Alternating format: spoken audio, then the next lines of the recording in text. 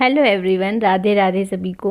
मैं कंचन आप सभी का स्वागत करती हूँ मेरे चैनल वाइब विद कंचन में।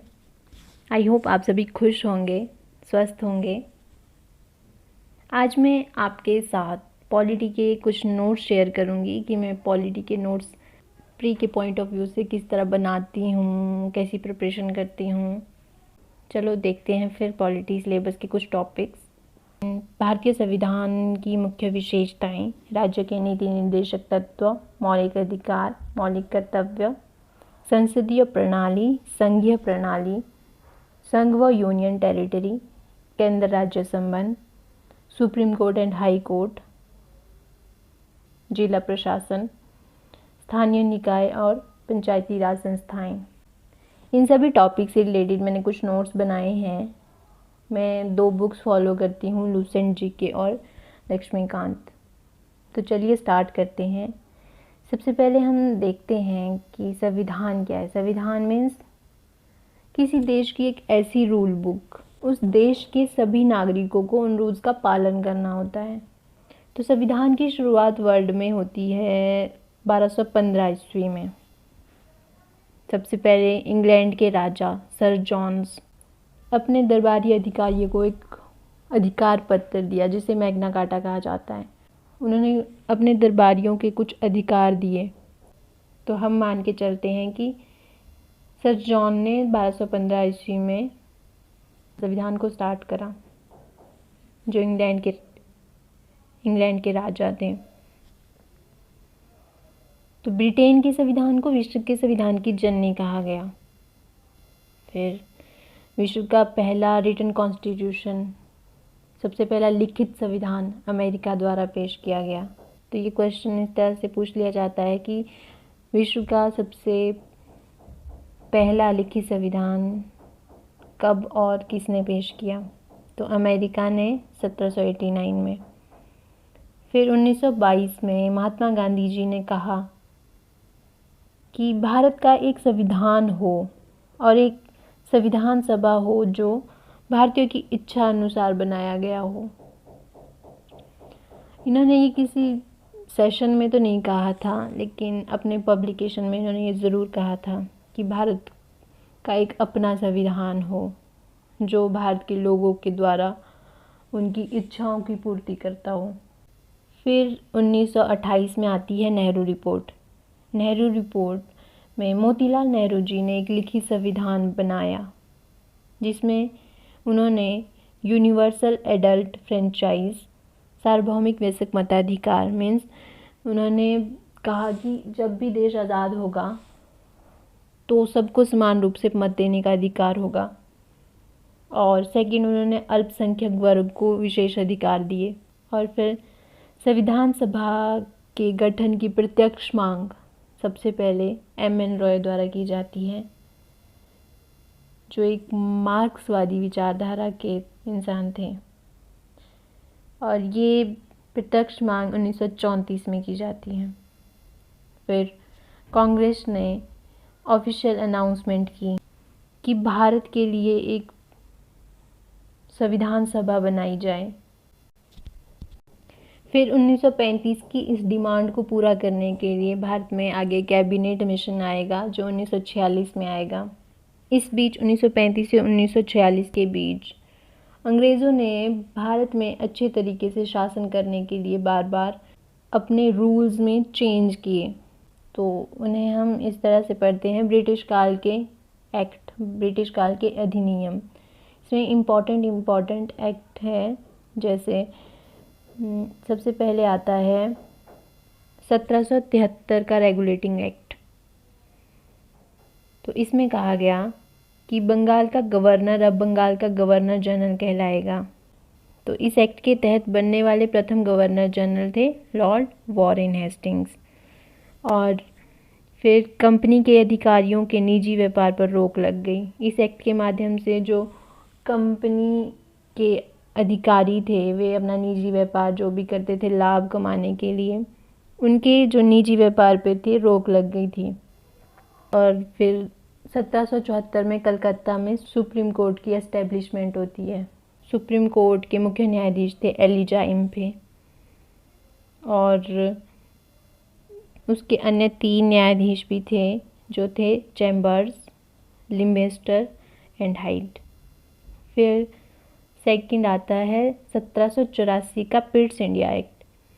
इस एक्ट के साथ ड्यूल गवर्नमेंट स्टार्ट होती है, दोहरा प्रशासन प्रारंभ होता है, जिसमें बोर्ड ऑफ डायरेक्टर और बोर्ड ऑफ कंट्रोल 2 चीज़ें थी। कंपनी के अधिकारियों की नियुक्ति देखता था बोर्ड ऑफ डायरेक्टर और व्यापारिक मामलों की देखरेख भी बोर्ड ऑफ डायरेक्टर करता था। फिर बोर्ड ऑफ कंट्रोल, इसमें थे 6 मेंबर्स, राजनीतिक मामलों की देखरेख करते थे बोर्ड ऑफ कंट्रोल। उसके बाद आता है 1813 का charter act. Charter means license. East India company को चीन के साथ चाय का व्यापार करने का एक अधिकार प्राप्त हो गया इस एक्ट के माध्यम से। फिर सेकंड था कि भारत में अब ईस्ट इंडिया कंपनी के अलावा इंग्लैंड के बिजनेसमैन भी व्यापार करेंगे। और तीसरा था कि ईसाई मिशनरी को अब भारत में धर्म प्रचार करने का अधिकार मिल गया 1813 के चार्टर एक्ट से। उसके बाद आता है चौथा 1833 का चार्टर एक्ट। 1833 के चार्टर एक्ट में था ईस्ट इंडिया कंपनी अब व्यापार नहीं करेगी, वह केवल इंग्लैंड की तरफ से भारत में शासन करेगी। बंगाल के गवर्नर जनरल अब पूरे भारत के गवर्नर जनरल होंगे। भारत के पहले गवर्नर जनरल और बंगाल के अंतिम गवर्नर जनरल कौन थे? William Bentinck. ये क्वेश्चन भी पूछ लिया जाता है अक्सर। फिफ्थ है 1853 का charter act. Board of director की संख्या 24 से घटकर 18 कर दी गई। अब कॉम्पिटिटिव एग्ज़ाम से भर्ती होगी, पहले ऐसे ही कर देते थे, तो अब यहाँ से कॉम्पिटिटिव एग्ज़ाम भी स्टार्ट हुए। 1854 में मैकाले की अध्यक्षता में आयोग, तो जो भारत में विधि आयोग लॉ कमीशन था उसके अध्यक्ष थे मैकाले। फिर 1858 में ड्यूल शासन, ड्यूल गवर्नमेंट समाप्त हो जाएगी, द्वैध शासन समाप्त हो जाएगा। जो पिट्स इंडिया एक्ट के टाइम स्टार्ट हुआ था वो यहाँ पे समाप्त हो जाएगा। फिर सिक्स्थ आता है 1861 का भारत परिषद अधिनियम, इंडियन काउंसिल एक्ट 1861। इसमें भारत में आयकर, इनकम टैक्स स्टार्ट होगा। फिर भारत में भारतीयों के लिए कानून भी 1861 में के एक्ट से दिया जाएगा। उसके बाद गवर्नर जनरल और उसकी काउंसिल में 10 सदस्य की नियुक्ति होगी। इसमें 10 सदस्यों में 3 भारतीय थे, जैसे बनारस के राजा, पटियाला के राजा और सर दिनकर राव। फिर उसके बाद मंत्रिमंडल प्रणाली, पोर्टफोलियो सिस्टम की शुरुआत भी 1861 के भारत परिषद अधिनियम द्वारा होगी। और पहली बार बजट पेश किया जाएगा, तो पहली बार बजट विल्सन ने ही पेश किया था। उसके बाद आता है 7 1892 का भारत परिषद अधिनियम। इसमें पहले बजट पेश किया जाता था पर उस पर बहस करने का अधिकार नहीं था। 1892 के भारत परिषद अधिनियम द्वारा बजट पर बहस करने का अधिकार भी प्राप्त हो जाएगा। फिर 8th एक्ट आता है मॉर्ले मिंटो रिफॉर्म 1909 का, भारत शासन अधिनियम। तो इन्होंने भारत में फूट डालो शासन करो की नीति अपनाई थी। मॉर्ले थे भारत के राज्य सचिव और मिंटो थे भारत के गवर्नर जनरल। ये स्टार्ट करेंगे कम्युनल इलेक्शन, सांप्रदायिक निर्वाचन की शुरुआत करेंगे और मुस्लिम को पृथक निर्वाचन देंगे, अलग से मुस्लिम को निर्वाचन क्षेत्र देंगे। फिर आता है 9th Montagu Chelmsford reform 1919, Bharat शासन अधिनियम। मॉन्टेग्यू थे भारत के राज्य सचिव और चेम्सफोर्ड थे गवर्नर जनरल। सांप्रदायिक निर्वाचन का विस्तार करेंगे और सिखों व ईसाइयों को रिजर्वेशन देंगे। भारत शासन अधिनियम 1919 के तहत सबसे पहले फीमेल को वोट देने का अधिकार प्राप्त हुआ था। और यहीं पे 1919 भारत शासन अधिनियम 1919 में ही फिर से राज्यों में द्वैध शासन की शुरुआत होगी, ड्यूल गवर्नमेंट की स्टार्ट फिर से होगा। 10th एक्ट आता है 1935 का, भारत शासन अधिनियम, गवर्नमेंट ऑफ इंडिया एक्ट 1935।